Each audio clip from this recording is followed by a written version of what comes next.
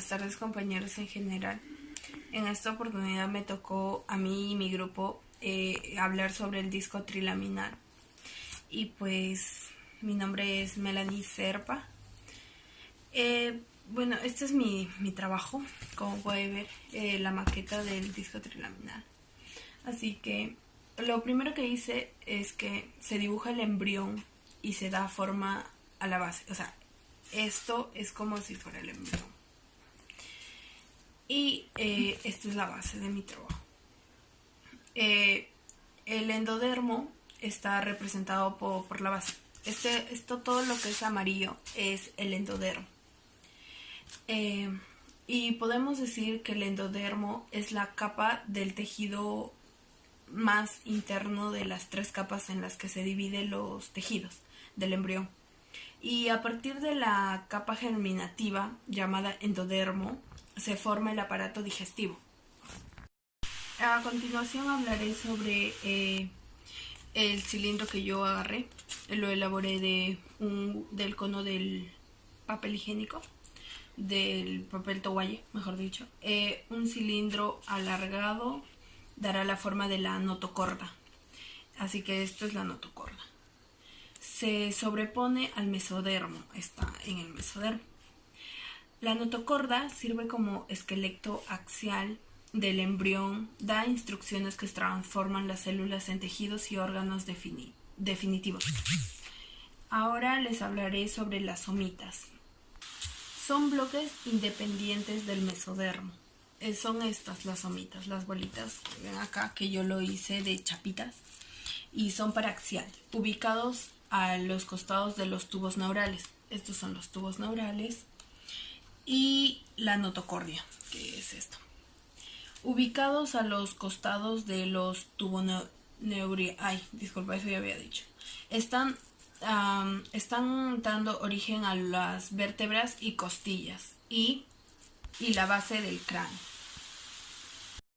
Y acá, como podremos observar, estos que lo pinté yo de celeste, un par de cilindros alargados, bueno, en mi caso son rectangulares, representarán el mesodermo intermedio. Estos se colocan paralelamente al mesodermo paraxial.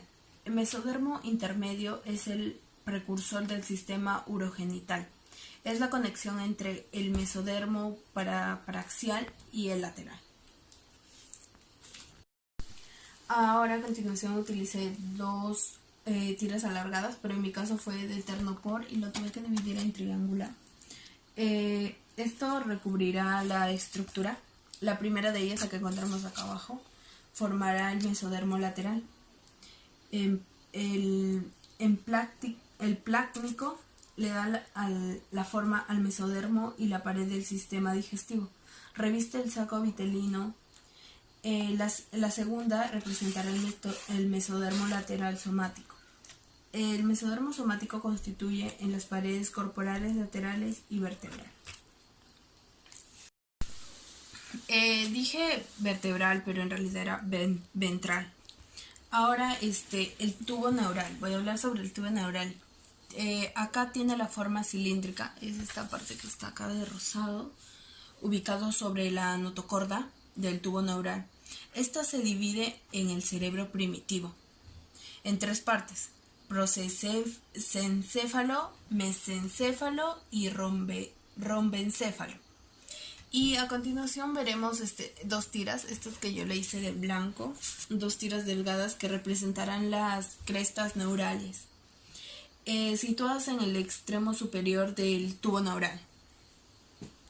A continuación vamos a colocar esto, que lo que le cubre al ectodermo, denominado, esto de acá es denominado ectodermo.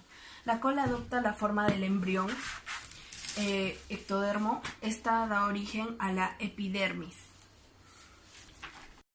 Y pues, como verán, la membrana bucofaringea se marca la línea primitiva y el nodo primitivo.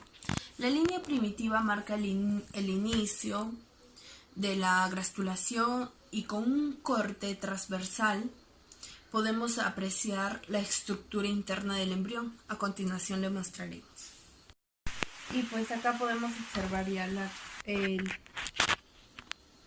la formación del embrión trilaminar internamente. Por acá están todos, pero internamente. Tuve que partir el modelo para que lo podamos observar con mejor claridad. La formación del embrión trilaminar indica que todo el proceso de la gastrulación se llevó a cabo. Bueno, mis, gracias. Y a continuación pasará a mi otro compañero a explicarle parte por parte y más definida. Gracias.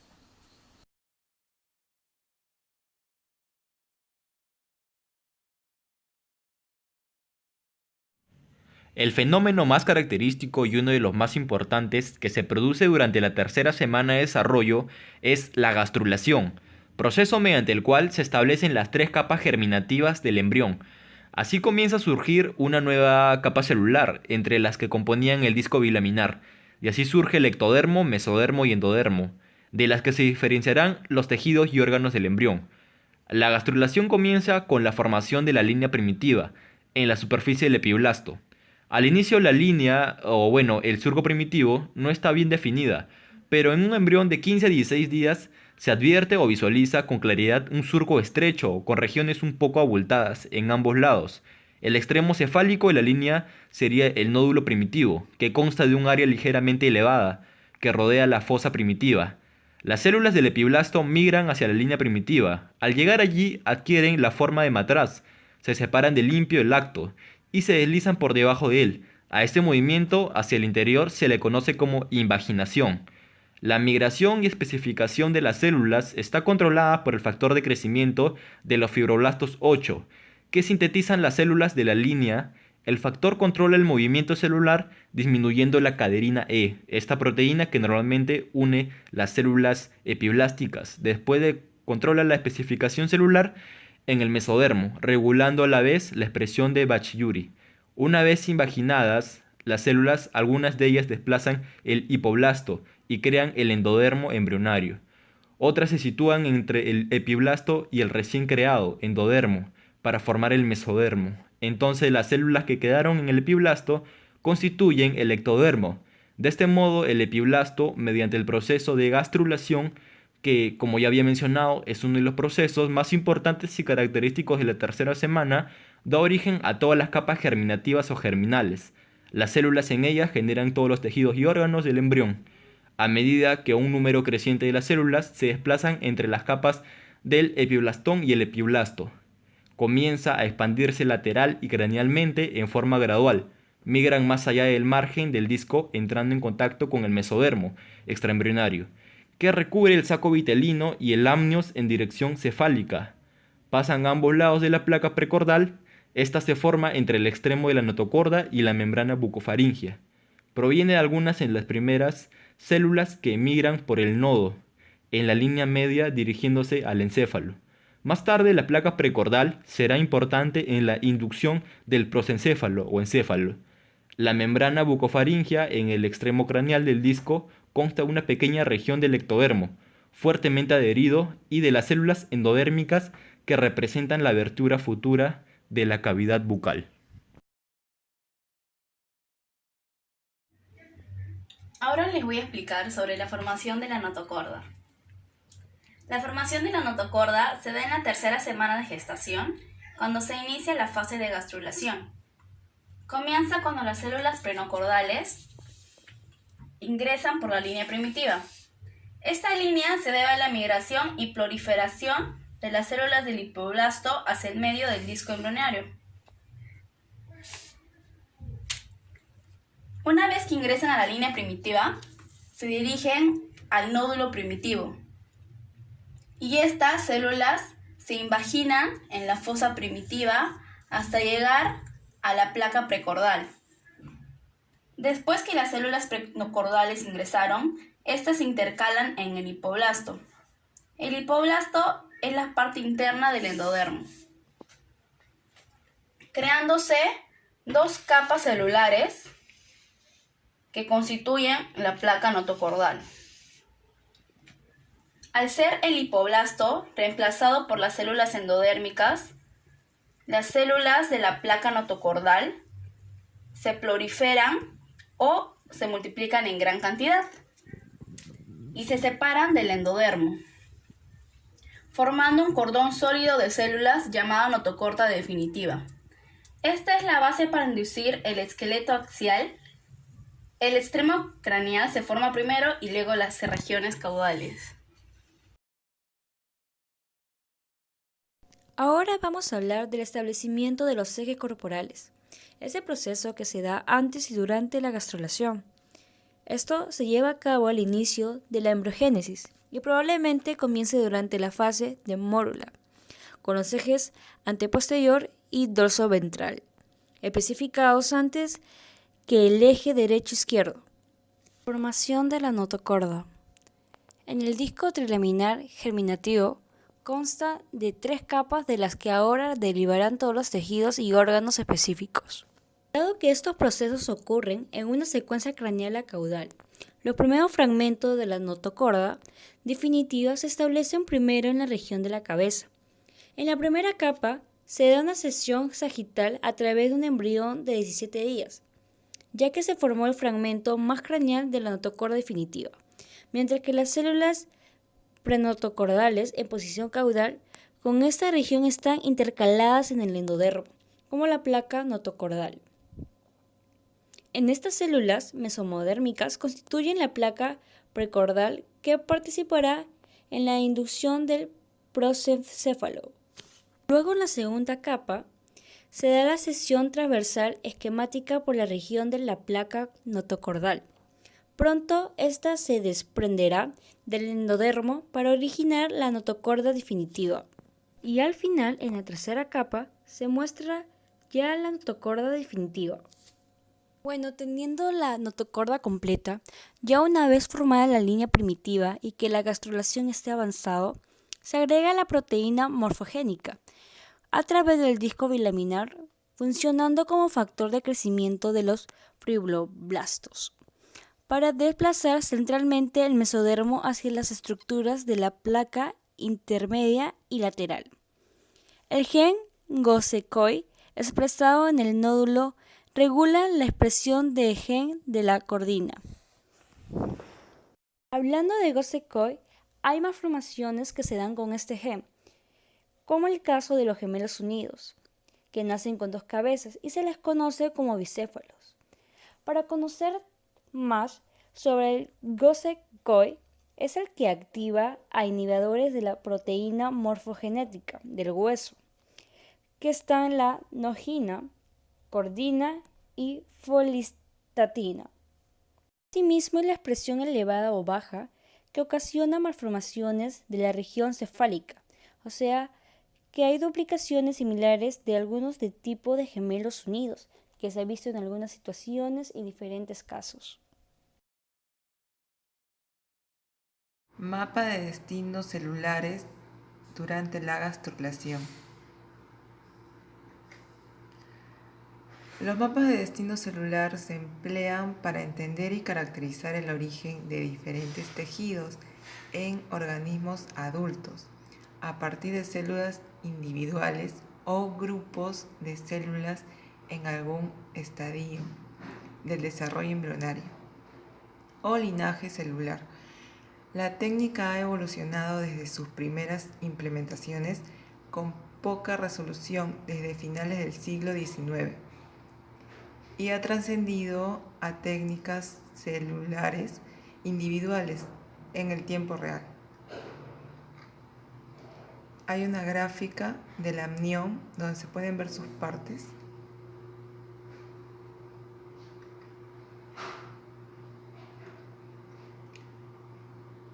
La gastrulación se da cuando el disco embrionario, que al principio es plano, casi redondo, se va alargando de forma progresiva, a la vez que su extremo cefálico se ensancha y su extremo caudal se estrecha. La expansión del disco tiene lugar en la región cefálica. La región de la línea primitiva conserva más o menos el mismo tamaño. Sus partes, que son mesodermo intermedio, mesodermo extraembrionario, mesodermo paraxial y la lámina del mesodermo.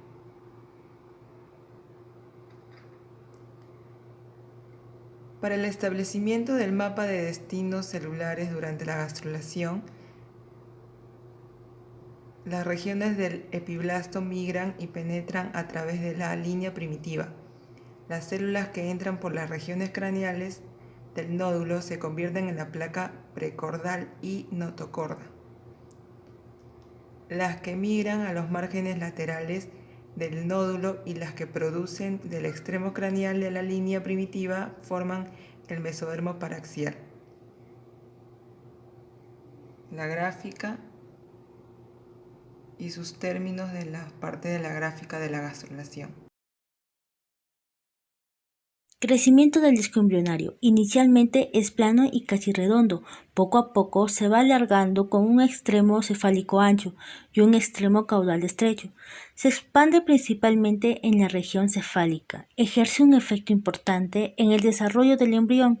La línea primitiva en el extremo caudal del disco continúa proporcionando células nuevas hasta el final de la cuarta semana. Continuación del desarrollo del trofoblasto. Presentan 3 vellosidades: vellosidad primaria, vellosidad secundaria y vellosidad terciaria. Al inicio de la tercera semana, el trofoblasto se caracterizan por las vellosidades primarias, que son estas de aquí, que constan de un núcleo citotrofoblástico, que es esto lo que está adentro, y que está recubierta por una capa sincitial, que la capa es todo esto, todo este negrito que está acá. Durante las fases posteriores del desarrollo, las células mesodérmicas penetran en el núcleo de las vellosidades primarias. Así estas van creciendo hacia la decidua. Y bueno, a esta estructura se le denomina vellosidad secundaria. Esta que está aquí, y aquí está el núcleo mesodérmico. Al finalizar la tercera semana, las células mesodérmicas empiezan a diferenciarse, convirtiéndose en hepatocitos. Y también se convierten en pequeños vasos sanguíneos. Y bueno, a esta vellosidad se le conoce como vellosidad terciaria o vellosidad placentaria definitiva.